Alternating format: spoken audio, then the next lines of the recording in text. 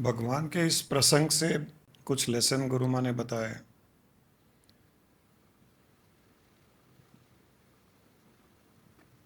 और कुछ लेसन हम और समझ सकते हैं, सीख सकते हैं।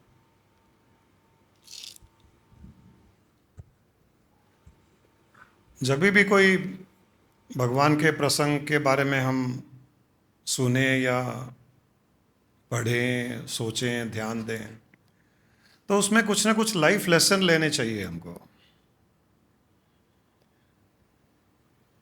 भगवान जब प्रकट हुए, जब उनका अवतार हुआ, कोई कारण था, अलग अलग प्रकार से प्रकट हुए। भगवान कृष्ण अलग प्रकार से प्रकट हुए, राम भगवान अलग प्रकार से प्रकट हुए, नरसिंह भगवान अलग प्रकार से प्रकट हुए।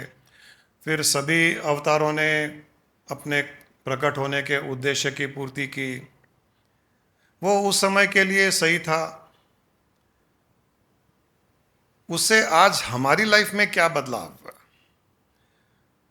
उनके प्रकट होने से हम क्या सीख सकते हैं? हम उसका बेनिफिट कैसे लें? केवल वो उस समय प्रकट हुए, अवतार हुआ, उन्होंने हिरण्यकश्यप को मारा, भगवान कृष्ण ने कंस को मारा, राम ने रावण को मारा, ये किया वो किया, हो गया। आज क्या? अभी क्या? तो हर प्रसंग से कोई ना कोई हमें एक लाइफ लेसन, जितने भी लाइफ लेसन हम ले सकते हैं, लेने चाहिए। और उसमें छुपे हुए रहते हैं लाइफ लेसन। वो लेंगे तो शायद हमारे जीवन में भी कुछ अच्छा हो सकता है। सुरक्षा मिल सकती है, प्रोटेक्शन मिल सकता है, ब्लेसिंग मिल सकती है, हमारी लाइफ जीने के तरीके में बदलाव आ सकता है। तो जो नरसिंह भगवान और हिरण्यकश्यप की जो बातें भी गुरु माँ ने बताई, हिरण्यकश्यप के इतने कंडीशंस, उसको जो आशीर्वाद मिला, वरदान मिला, उसने इतने कंडीशंस लगा दिए। लेकिन जब परमात्मा को, जब उस डिविनिटी को अगर प्रोटेक्शन देना है, तो उसके लिए कोई कंडीशन लागू नहीं पड़ते हैं। वो अपने रास्ते निकाल लेती है, और ऐसे रास्ते निकालती है जो कभी इंसान का इंटेलेक्ट सोच ही नहीं सकता है। क्योंकि डिविनिटी अनकंडीशनल स्टेट में है। तो अनकंडीशनल स्टेट को कंडीशंस कैसे रोक सकती है? नहीं रोक सकती। अगर हम ये भी सोच लें कि हमारी लाइफ के कई बार ऐसे प्रॉब्लम्स आते हैं, कई बार ऐसा लगता है कि इसका कोई सॉल्यूशन नहीं है, ऐसे लगता है कि सारे दरवाजे, खिड़कियां सब बंद हो गए, कहीं से भी सॉल्यूशन आने की कोई उम्मीद नहीं है। अगर इस प्रकार की सिचुएशन हो, इस प्रकार की प्रॉब्लम हो, फिर भी अगर हम डिवाइन पर छोड़ दें उसको, तो डिवाइन अपना रास्ता निकाल लेती है। उसके पास में हजारों करोड़ों रास्ते हैं। चाहे हम कितने भी दरवाजे, खिड़कियां बंद कर लो, अपने आप को गुफा में बंद कर लो, जमीन के अंदर चले जाओ और कहीं छुप जाओ, कुछ भी कर ले, वो परिस्थिति डिवाइन अपना रास्ता निकाल करके हमको सुरक्षा दे सकती है। ये एक लेसन है इससे बड़ा। हिरण्यकश्यप ने कोई भी ऐसी कंडीशन नहीं छोड़ी जिससे उसकी वो मर सके। वो अपने हिसाब से उसने सब कंडीशन लगा ली। और उस समय ब्रह्मा जी ने भी नहीं सोचा कि कोई ऐसा अवतार हो सकता है क्या जो इन कंडीशंस को भी तोड़ सके। हिरण्यकश्यप ने भी नहीं सोचा कि ऐसा कुछ हो सकता है क्या जो इन कंडीशंस को ब्रेक कर सके। वरदान देने वाले ने, वरदान लेने वाले ने, दोनों ने नहीं सोचा कि ऐसा कुछ हो सकता है क्या कि इन कंडीशंस के परे भी डिवाइन कुछ कर सकती है क्या। डिवाइन के लिए कोई भी चीज़ इम्पॉसिबल नहीं है। हमारे लिए इम्पॉसिबल है, डिवाइन के लिए केवल आई एम पॉसिबल है, इम्पॉसिबल नहीं है। हम जब सोचते हैं कि हमारे लिए इम्पॉसिबल है, हम सोचते हैं कि और बाकी सबके लिए भी इम्पॉसिबल है। ऐसा नहीं है। कॉस्मोस के लिए, ब्रह्मांड के लिए, परमात्मा के लिए, चेतना के लिए, उसके लिए केवल और केवल I am possible. Human intellect, बुद्धि के लिए इम्पॉसिबल। जो बुद्धि के लिए इम्पॉसिबल है, वो भक्ति के लिए, दिव्यता के लिए, डिवाइन के लिए आई एम पॉसिबल हो जाता है। ये ध्यान रखना कभी भी। जहां पर हम रुक गए, जहां पर हमारे सामने अंधेरा है, जहां पर हमारे पास कोई समाधान नहीं है किसी समस्या का, उसके परे उस परमात्मा के पास में, उस चेतना के पास में एक नहीं करोड़ों समाधान है। एक समाधान नहीं है, करोड़ों समाधान है। और परिस्थिति फिर से अगर उस समाधान को रोकने की कोशिश करे, सिचुएशन फिर से उस समाधान को ब्लॉक करने की कोशिश करे, फिर परिस्थिति को हारना पड़ेगा, क्योंकि उस डिवाइन के पास में दूसरा समाधान है, तीसरा समाधान है, चौथा समाधान है। जैसे प्रहलाद के साथ में जो यही हुआ, उसको मारने की कोशिश की गई, हाथी से मारने की। वो भी कौन हाथी? उस समय का सबसे पागल हाथी, उसको छोड़ा गया मारने के लिए। तो हिरण्यकश्यप ने कभी नहीं सोचा कि हाथी से बच जाएगा, लेकिन हाथी में प्रहलाद ने डिवाइन देखा, तो हाथी ने नहीं बचाया। हाथी में ताकत भी नहीं है, हाथी तो पागल है, हाथी पागल है। हाथी कुचल सकता है प्रहलाद को, और उस पागल हाथी में जितनी शक्ति है, हिरण्यकश्यप को यह पता नहीं था कि उससे करोड़ों गुना शक्ति उसके भीतर डिवाइन में है। जो प्रहलाद ने इन्वोक की, हाथी में डिवाइन को देख करके, नारायण को देख करके प्रहलाद ने नारायण को इन्वोक किया हाथी के भीतर से। फिर हाथी क्या, फिर तो हाथी कमजोर हो गया, शक्तिहीन हो गया। शक्तिशाली के सामने सृष्टि की कोई भी शक्ति शक्तिहीन हो जाती है। जो सर्वशक्तिमान है, जो ब्रह्म है, जो परमात्मा है, जो चेतना है, वो ओमनीपोटेंट है। उससे बड़ा शक्तिशाली एंटिटी इस सृष्टि में नहीं है। उसके सामने कोई भी शक्ति जब वो इन्वोक होती है तो शक्तिहीन हो जाती है। वो चाहे आग हो, होलिका दहन के समय जो अग्नि में बिठाया गया हाथी हो, या पहाड़ से नीचे गिराया जाए, या और कई तरीकों से प्रहलाद को मारने की कोशिश की जाए, उन सब एंटिटीज में प्रहलाद ने केवल और केवल उस नारायण के दर्शन किए, तो नारायण को प्रकट होना पड़ा। तो यहाँ पर ये लेसन है कि हम अगर दुश्मन में भी, हमारा नाश करने वाले में भी अगर हम नारायण के दर्शन करें, ब्रह्म के दर्शन करें, परमात्मा के दर्शन करें, तो उसके भीतर से परमात्मा प्रकट होकर के उस दुश्मन की दुश्मनी को भी नाश कर सकता है। दुश्मन की दुश्मनी को हम नाश नहीं कर सकते, हमारे में शायद ताकत नहीं है,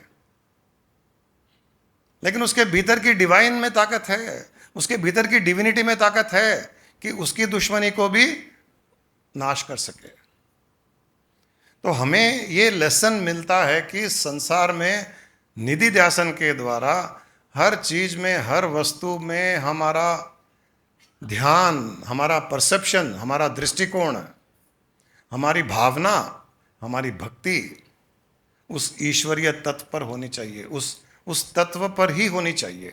चाहे कितना भी बड़ा दुश्मन, कितनी भी बड़ी शक्तिशाली शक्ति हमारे सामने आए, उसमें उस परम शक्ति के दर्शन करें।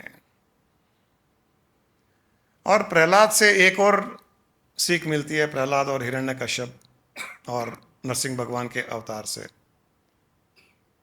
जब भी प्रहलाद को मारने की कोशिश की गई, वो चाहे हाथी के नीचे कुचलने की बात हो, पहाड़ से फेंकने की बात हो, होलिका दहन में होलिका की गोदी में बिठाने की बात हो, प्रहलाद ने कभी भी मुझे बचाओ, मुझे बचाओ, हेल्प मी नहीं कहा, कभी भी नहीं कहा। उसके मुंह से आवाज ही नहीं निकली कि हेल्प मी, मुझे बचाओ, उसने कहा ही नहीं कभी। फिर दिव्यता ने कैसे बचाया, फिर उस डिवाइन ने कैसे बचाया, जब उसने पुकारा ही नहीं। जब बचाओ कह करके हेल्प के लिए उसने पुकारा ही नहीं, तब डिवाइन ने कैसे बचाया उसको। पुकारने से डिवाइन नहीं आएगा, पुकारने की आवश्यकता भी नहीं है, हमको चिल्लाने की जरूरत नहीं है।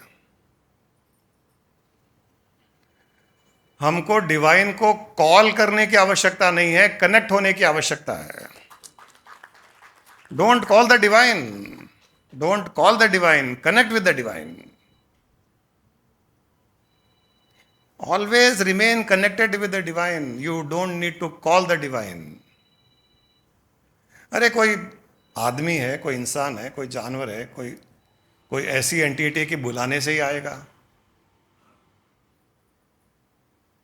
बुलाने से भी हम कनेक्ट होते हैं और उस कनेक्शन से वो आ भी सकता है। लेकिन जो इंसान हरदम कनेक्टेड है उससे, जो इंसान हर पल कनेक्टेड है, उसको कॉल करने की जरूरत नहीं है, क्योंकि वो तो हॉटलाइन पे ही है। कॉल कब करना पड़ता है? जब डिस्कनेक्शन हो तो कॉल करना पड़ता है। अभी हम अगर इनको किसी को फ़ोन करना हो तो डिस्कनेक्टेड है तो फ़ोन करना पड़ेगा।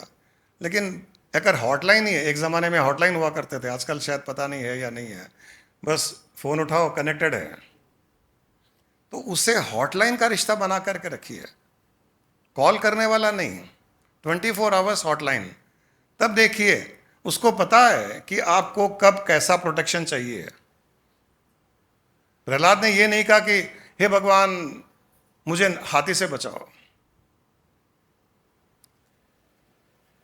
अगर प्रहलाद ये कहता कि हाथी से बचाओ, उसका अर्थ ये होता कि वो हाथी में नारायण को नहीं देख रहा है, हाथी में हाथी को देख रहा है।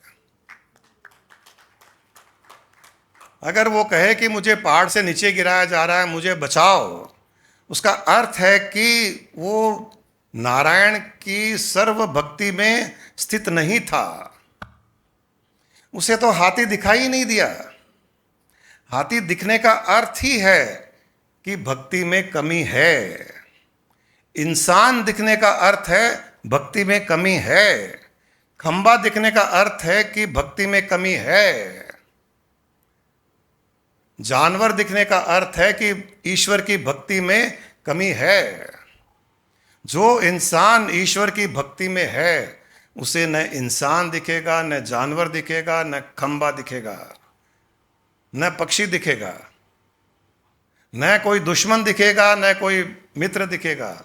सब समान दिखेगा, क्योंकि वो ईश्वरीय तत्व की समानता में स्थित है। ईश्वरीय तत्व में भेदभाव नहीं है। ये भक्ति के नाम का पाखंड है कि लोग डील तो इंसान से करते हैं और सुरक्षा मांगने के लिए तिरुपति जाते हैं। यहीं देख लो वेंकटेश को, वेंकटेश्वरा को यहीं देख लो। वो वहां नहीं रहेगा, फिर वो यहां आएगा।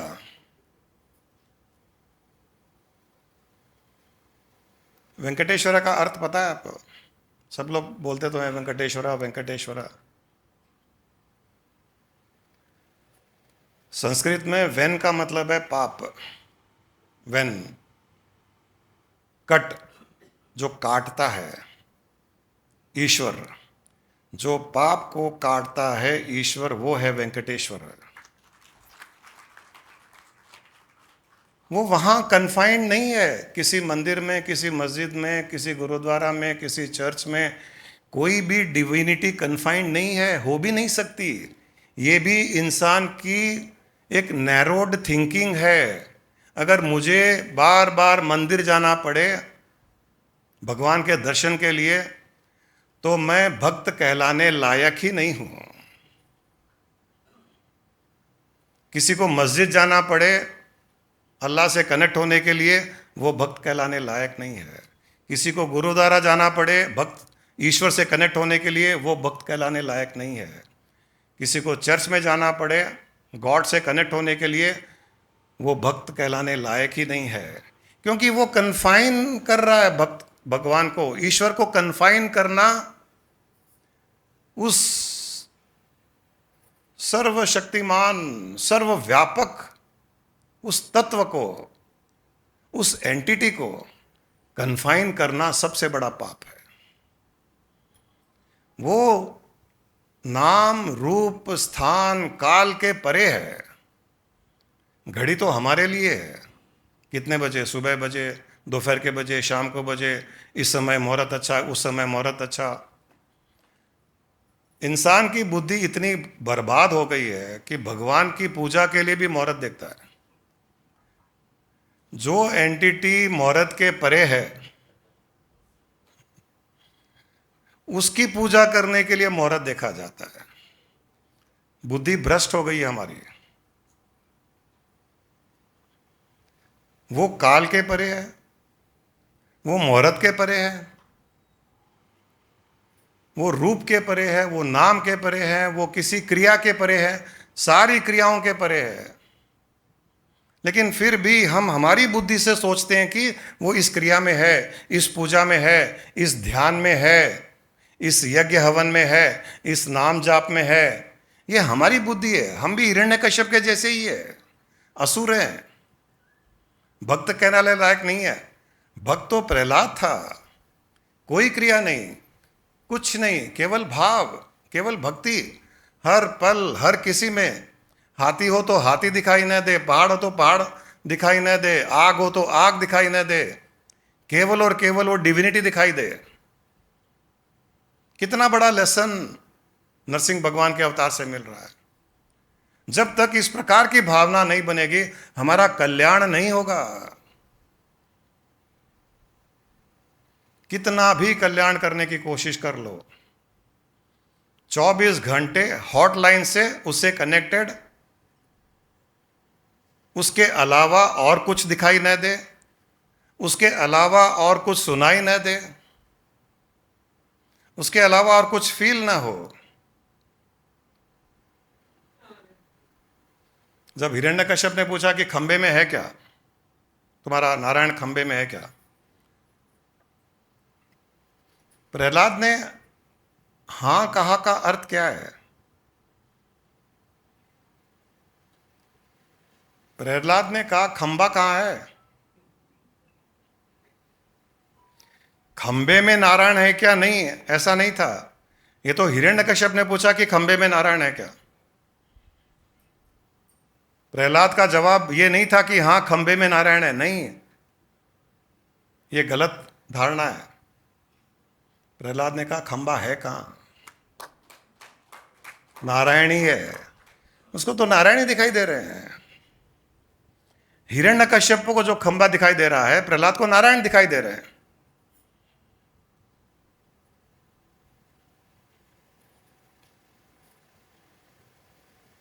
उसको टेस्ट करने के लिए हिरण्यकश्यप ने खंबे को तोड़ा।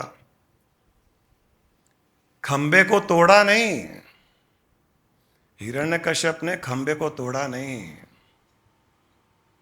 नारायण पर वार करने की कोशिश की। खंबा तो हमारे लिए था। हिरण्यकश्यप ने नारायण पर वार करने की कोशिश की, इसलिए वो उग्र रूप, खंबे ने ही उग्र रूप लिया नरसिंह भगवान का। रहस्य ये है, ये नहीं कि खंबा टूट करके नारायण नरसिंह भगवान के अवतार में निकले। खंबा ही मॉडिफाई हुआ उस अवतार में। जिसको सब खंबा कह रहे हैं, वो खंबा नहीं था, वो साक्षात नरसिंह भगवान ही थे। तो उनको जैसे चोट पड़ी तो वो रूप धारण कर लिए। अब इसके अहंकार का खात्मा करना था, तो अहंकार के खात्मा करने के लिए खंबे रूपी नारायण को नरसिंह अवतार के रूप में परिवर्तित होना पड़ा।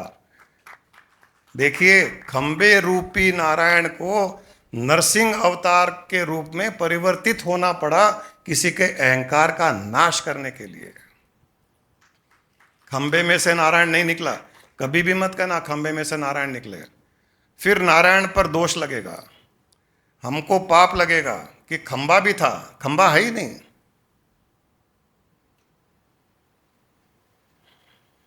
इस प्रकार से जब हम हमारा एक दृष्टिकोण रखते हैं तो कितना भावना में अंतर आ जाता है।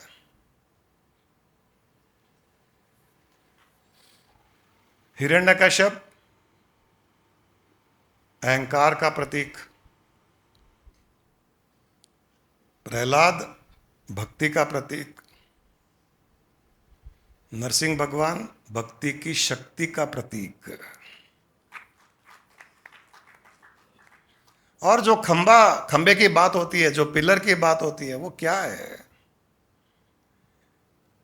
ये बाहर का पिलर नहीं है, हमारे भीतर का ईगो का पिलर है। बाहर पिलर नहीं है, बाहर कहीं भी पिलर नहीं है, हमारे ईगो का पिलर है। ये जो शास्त्र है, शास्त्र क्या है? सीधी सीधी कहानी लिख देता है कि साधारण मनुष्य को समझ में आए, लेकिन संत महापुरुष उस कहानी में से ऐसे रहस्य निकालते हैं जो हमारी बुद्धि सोच नहीं सकती है। हम सब में अहंकार का खंबा है। We all have the pillar of ego. गुरु रूपी प्रहलाद जब हमारे भीतर खंबे रूपी अहंकार में दिव्य नारायण के दर्शन करता है, तब हमारे भीतर का खंबा टूट करके हमारे भीतर नारायण प्रकट होता है। ये है असली नरसिंह अवतार। यहां प्रहलाद गुरु है, खंबा हमारा ईगो है, और उस खंबे में से नरसिंह भगवान प्रकट होना या खंबे में मॉडिफाई होना नरसिंह भगवान का अवतार, वो गुरु हमें ज्ञान के द्वारा उस ईगो को परिवर्तित कर करके, जो अहम भाव था, खंबे रूपी अहंकार में अहम भाव था, ईगो में अहम भाव है, लेकिन जब प्रहलाद रूपी गुरु आकर के ज्ञान देता है तो खंबा रूपी अहम भाव अहम ब्रह्मास्मि में परिवर्तित हो जाता है। गुरु क्या करता है? कोई ईगो को तोड़ता नहीं है, ईगो टूटने की चीज भी नहीं है, ईगो कन्वर्ट होने की चीज है। अहम तो रहने दो उसको, अहम में प्रॉब्लम नहीं है। अहम में अहम ब्रह्मास्मि दिखाना, ये गुरु का काम है। ये प्रहलाद की भक्ति का कार्य है, ये उसकी शक्ति है। ये तो हमारी जीवन की यात्रा भी अहम से अहम ब्रह्मास्मि तक की है, और ये अहम से अहम ब्रह्मास्मि केवल और केवल ज्ञान से ही होने वाली है। ज्ञान के बाद निधि ध्यासन, उसकी प्रैक्टिस, हर पल में हर जीव में उस ब्रह्म को देखना।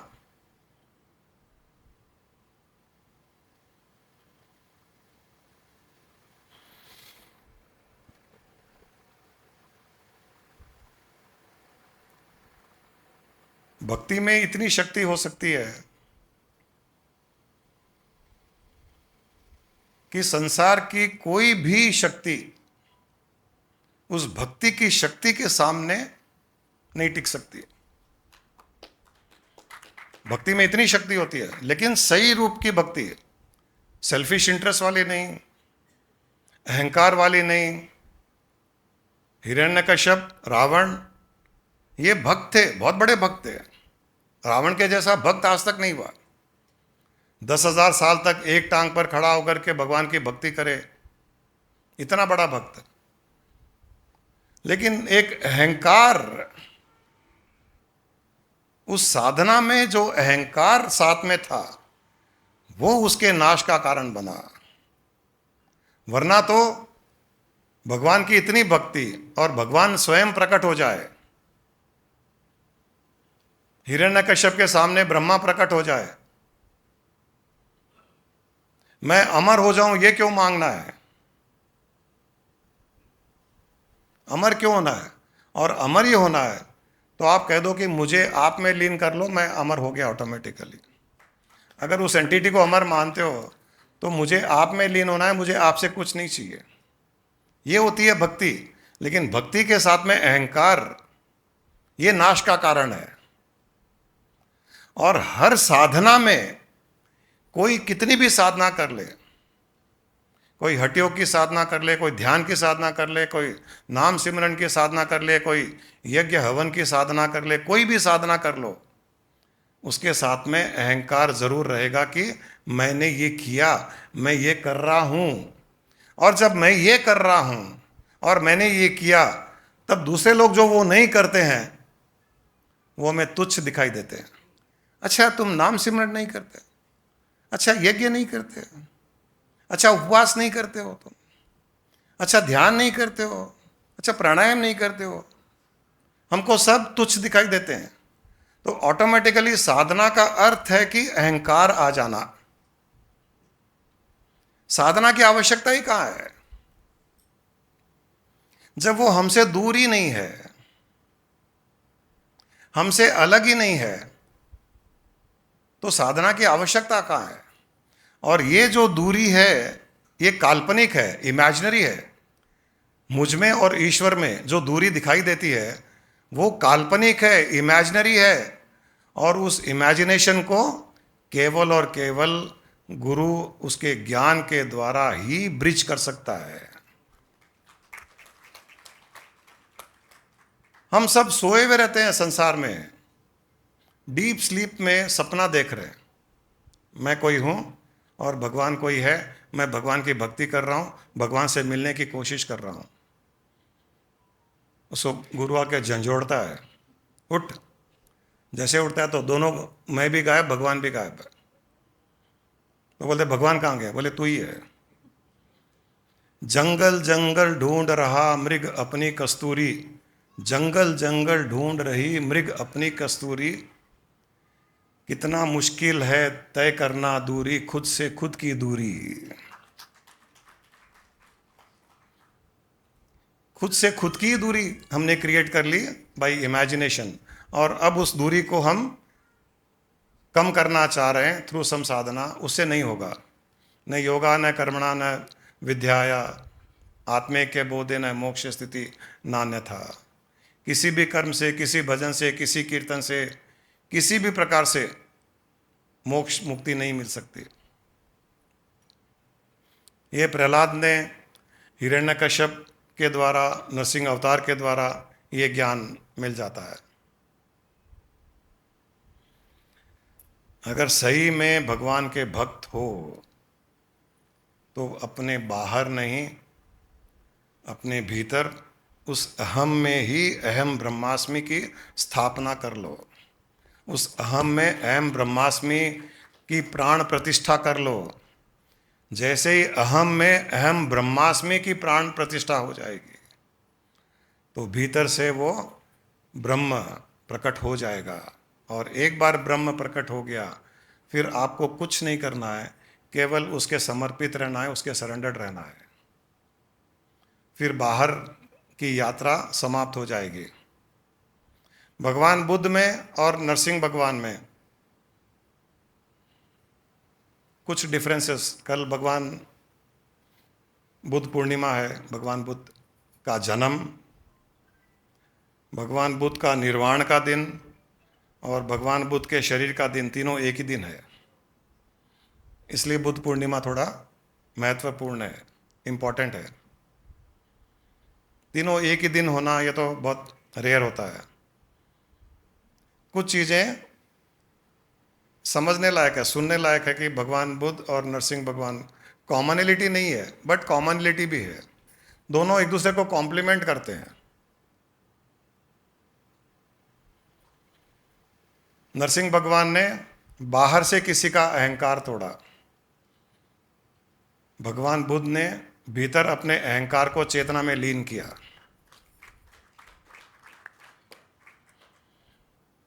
नरसिंह भगवान धर्म की स्थापना करने के लिए अहंकार को मारा। भगवान बुद्ध धर्म क्या है ये समझाने के लिए सारे संसार में भ्रमण किया।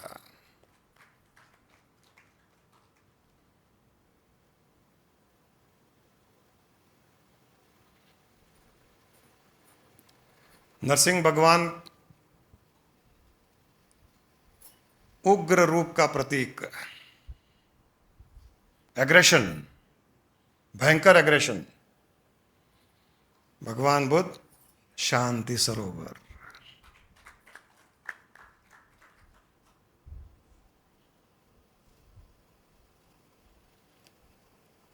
दोनों में एक खास बात थी। नरसिंह भगवान और भगवान बुद्ध दोनों करुणामयी थे। करुणा से भरपूर थे। हिरण्यकश्यप को मारने के पश्चात भी प्रहलाद ने प्रार्थना की नरसिंह भगवान से कि मेरे पिताजी को मोक्ष दीजिए, मुक्त कर दीजिए। तो इस प्रकार के असुर को भी नरसिंह भगवान ने मोक्ष दिया, मुक्ति दे दी। और भगवान बुद्ध भी करुणामयी थे, करुणा का प्रतीक थे, करुणा की पराकाष्ठा थे। एक उग्र रूप, एक शांति सरोवर। हमारे जीवन की यात्रा उग्रता से शांति सरोवर की ओर है। इसलिए आज नरसिंह जयंती, उग्र रूप, कल बुद्ध पूर्णिमा, शांति सरोवर। आपको कल तक शांति सरोवर जैसा बनना है। अपने भीतर के उग्र नरसिंह भगवान को, अब भगवान नरसिंह बहुत कम समय के लिए आए, उनको परमानेंटली नहीं रहना था यहाँ पर। जैसे भगवान राम आए, कृष्ण आए, बहुत लंबे समय तक रहे, बहुत लंबी जीवन जिए, बहुत कुछ किया उन्होंने। कई जो अवतार होते हैं वो एक बहुत स्पेसिफिक पर्पस, अभी क्रिएट हुए, अपना काम खत्म किए और गायब।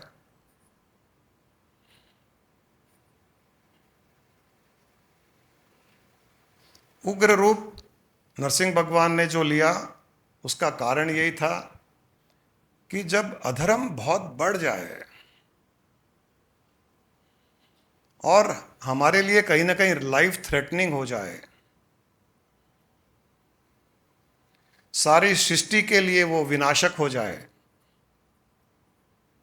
कोई ऐसी परिस्थिति आए, ऐसी सिचुएशन आए कि जन कल्याण के लिए, सारी धरती के लिए, मनुष्य जाति के लिए लाइफ थ्रेटनिंग हो जाए, तो एक उग्र रूप लिया जा सकता है, once in a life time.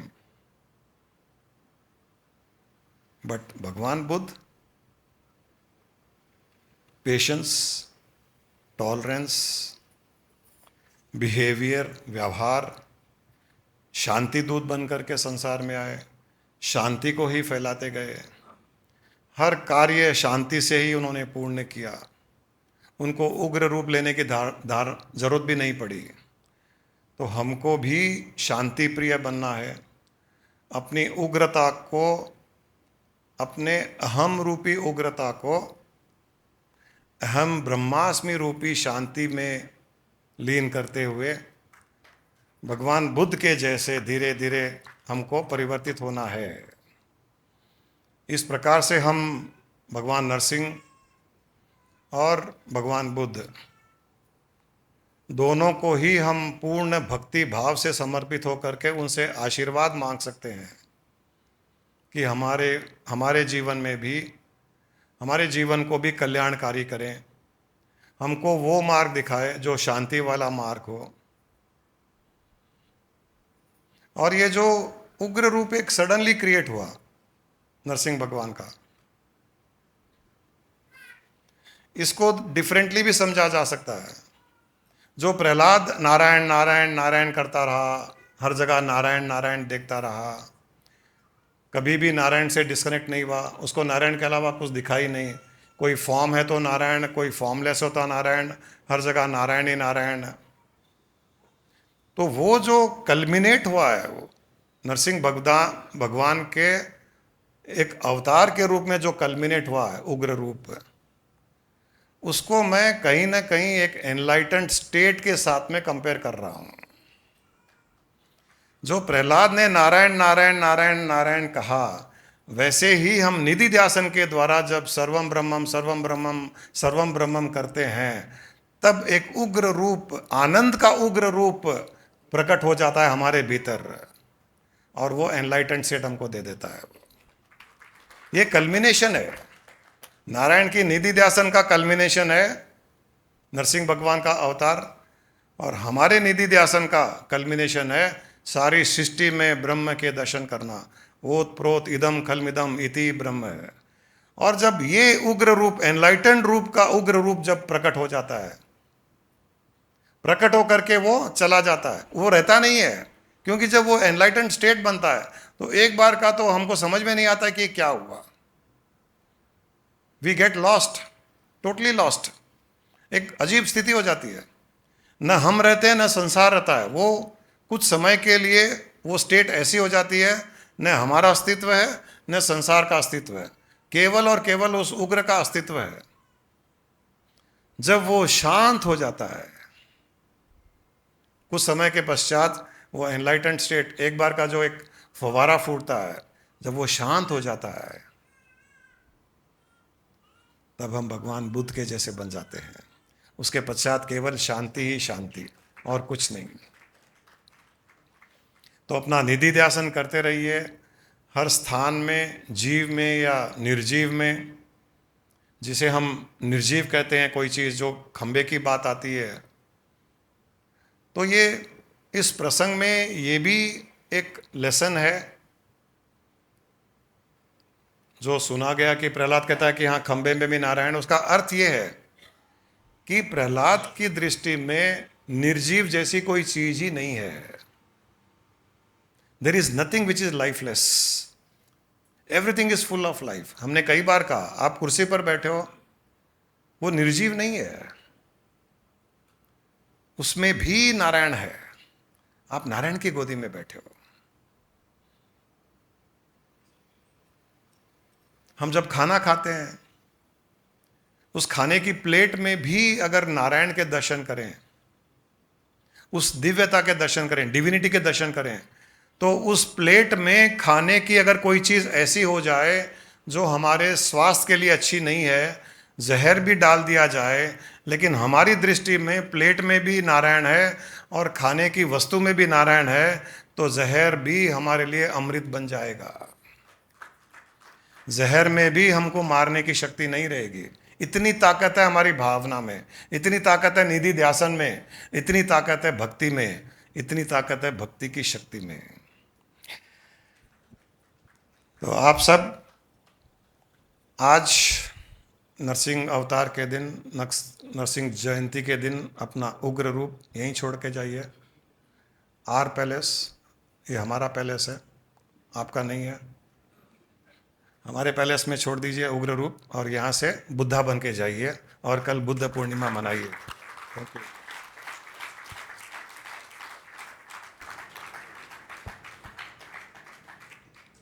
बुद्धं शरणं गच्छामि,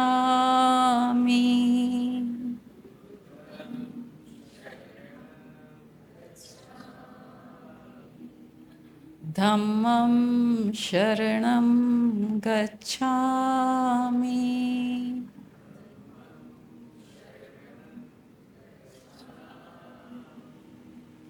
संघं शरणं गच्छामि,